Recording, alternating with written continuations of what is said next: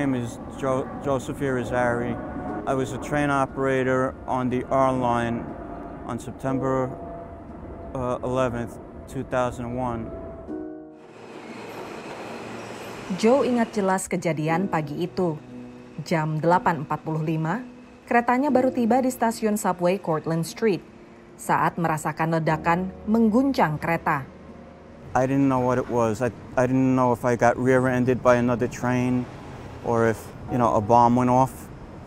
I told my conductor to reopen the doors when we were abreast of the station, and I went towards the back of the train, and there was two ladies running down the stairs, and they informed me that plane had just hit the first tower. I told everybody just to stay on the train, so they got back onto the train.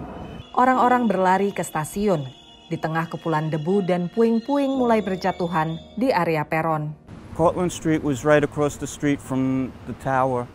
100 yards, maybe, not even. Menurut peraturan bagi operator kereta, begitu tiba di stasiun, kereta hanya boleh berhenti 10-15 detik untuk menunggu penumpang turun dan naik, lalu lanjut. Tapi Joe tak menghiraukannya saat itu. And once everybody came down the stairs safely and we didn't see any more people coming down the stairs, I told my conductor to close down and we proceeded. The time is 8:40. Stasiun Cortlandt Street runtuh dan harus renovasi total.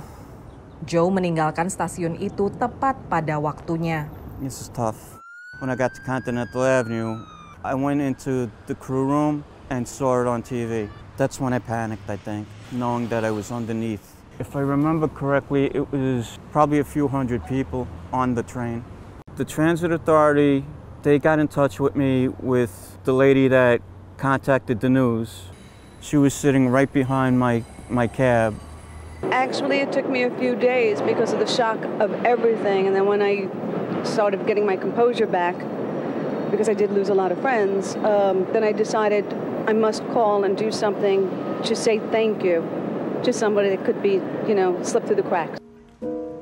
2 dekade berlalu, tapi bagi Joe, semua masih terasa amat nyata dan menyakitkan. Operating a train, I would break down and cry. I have post-traumatic stress, anxiety, depression, asthma, rhinitis. I always think about everybody that died at that point and why am I still here? Dari New York, tim VOA.